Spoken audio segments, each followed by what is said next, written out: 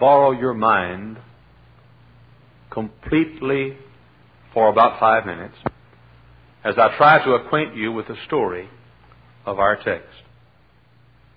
David, the greatest king that Israel ever had, is on the throne. Outside of the palace, there are bodyguards, 600 of them, Philistine men, who are walking guard around David. These men are Philistines, and as they walk guard, David is safe in the palace. Now, why Philistines? Because these Philistines, who were from the enemy of Israel, you see, the Philistines were enemies of God's people, always were. But these 600 Philistines had seen David when he killed Goliath.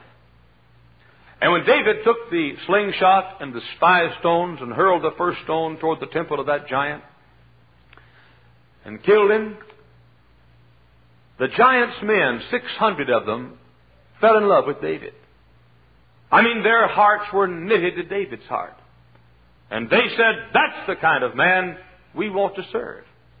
And so these 600 men defected from the army of the Philistines and joined up with David as his personal bodyguards. A man that led them was a man called Ittai, I-T-T-A-I. And these men were faithful bodyguards of King David. But something happened to King David's utopia. He was the greatest king that Israel ever had. He now sits on the throne.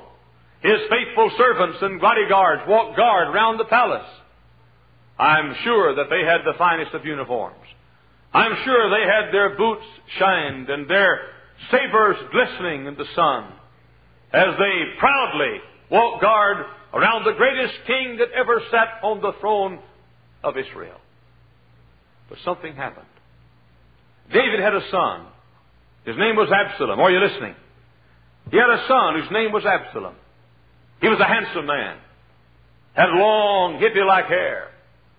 He was fair of countenance, strong of body, winsome of personality.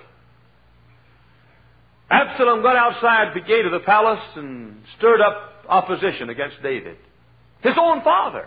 Can you feature it? Can you feature, for example, David getting outside and saying, if I were pastor of that church, I'd do things differently. I'd kill him. I'd wring his neck. But Absalom, he went outside the palace gate and said, my dad's a good king, but I'd do thus and so. If I were the king, that's not the way I'd do it. And by his winsome personality, and by his handsome features, and by his strong physique, and by his warm disposition, he swayed the people, many of them, in opposition to his own father. He gathered an army around him. And could you believe it? He caused insurrection, rebellion against his own dad. And now we have a war in Jerusalem.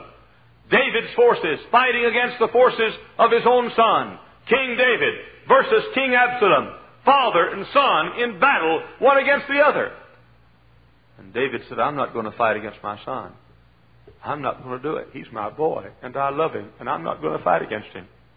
And so David leaves. He leaves the palace. He leaves the city. He goes down to a little place called Mahanaim. That doesn't mean anything to you, but that's the name of the place, called Mahanaim. Now, when David leaves, listen carefully now, this is the story. When David leaves, and fellows, when little lady comes back, seat her back at the back. It'll be easier for her when she comes back in. Do you hear me? And now David leaves. Now get the picture. Here's David. He's leaving the city. He goes down here to Mahanaim. And back yonder, he turns and sees back in the city of Jerusalem the dust of the war, his own men against the men of his own son. And David never had a darker day in his life than that. There was never a time in David's life when he was as unhappy and as sad as he was when he realized that there was war in his own kingdom. No longer was he on his throne. No longer was he the king of Israel. His own son entered the palace and ruled in David's place. And Absalom, the son of David, was ruling in Jerusalem. When David left, his friends went different directions. One of his men, whose name was Shimei, Shemei, I think it is. Shimei. Shimei said, ha, ha, David's going to lose. I'll turn on him. And Shimei turned on David. And as David left the city, Shimei got dust off the ground and threw it in David's face. And cursed him and said, yeah, you're the one that killed Abner. You're the one that killed Abner. And Shimei cursed, and the servant of David said, let me draw my sword out, and let me pierce him and kill him. And David said, no, don't do that. So you see, Shimei thought David was through. Shimei thought David's number was up. Shimei thought David's reign was ended. And Shimei turned against David. There was somebody else. There was a fellow named Mephibosheth. Mephibosheth was a little crippled fellow back yonder years ago. He was 13 years of age, lived in the land of Lodebar, and David brought him, because he was the son of Jonathan, the grandson of Saul.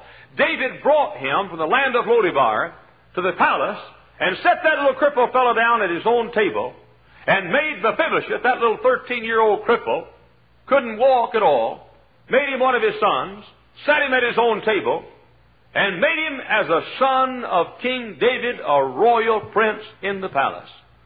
But now when David leaves, Mephibosheth didn't even go with him. Could you believe it? Could you know such ingratitude? Here's a little fella, can't even walk. Poor little fella. Down across the tracks. And David brings him in the palace and makes him as one of his own sons and sets him at the king's table. And now in David's darkest hour, he leaves the palace and leaves Jerusalem. And Mephibosheth won't even stand beside him. You know why? He thought he was done. He thought he was finished. He thought David's number was up. He thought David's kingdom was finished.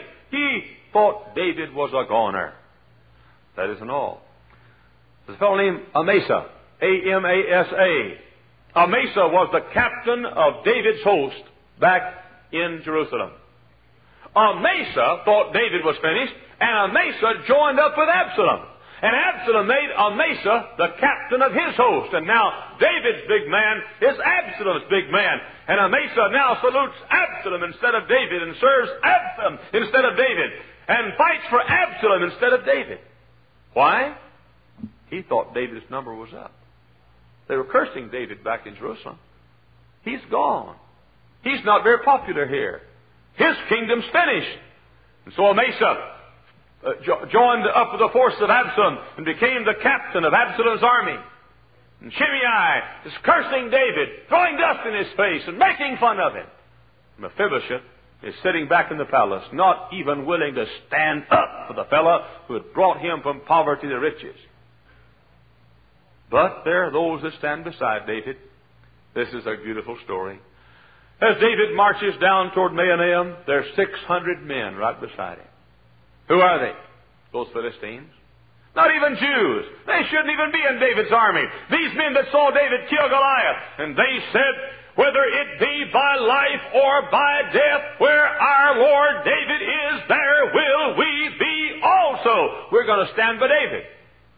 And David stops as he goes down toward Mahanaim. And David calls these 600 men together. And he says, now look, fellas, I'm not king anymore.